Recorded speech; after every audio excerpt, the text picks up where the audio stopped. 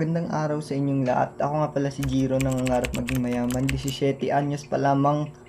So paano ko nga ba aabutin ang aking mga pangarap? Una, gumawa ako ng mga goals. Ang isang goal na aking ginawa ay ang Operation Income Learn.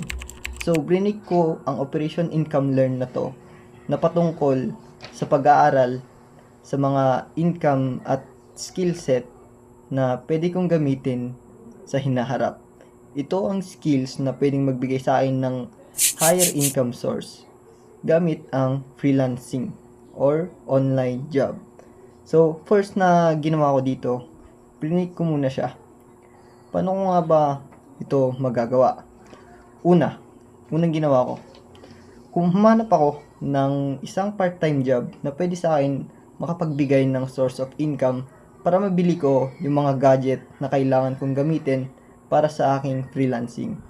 So, ang una kong ginawa, humanap ako ng part-time job. Pagkatapos, ang step 2 na gagawin ko naman, pag nakuha ko na yung part-time job na yon, ipunin ko lahat ng pera na makukuha ko na gamit ang part-time job na yon. Pag naipon ko na ang mga perang kailangan ko, bibili na ako ng mga gamit na kakailanganin ko upang magawa ko na ang skill set na yon.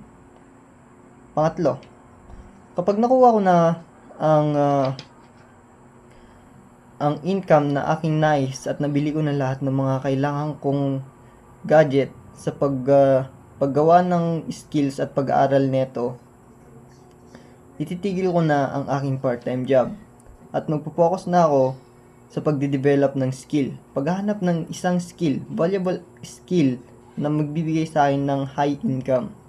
Isa sa aking napili ay ang video editing. Pagkatapos ko gawin iyon, ay susubukan ko ng gumawa ng aking portfolio upang masimulan ko na ang isa ulit na part-time job, which is ang freelancing. Yun ang aking goal number 1.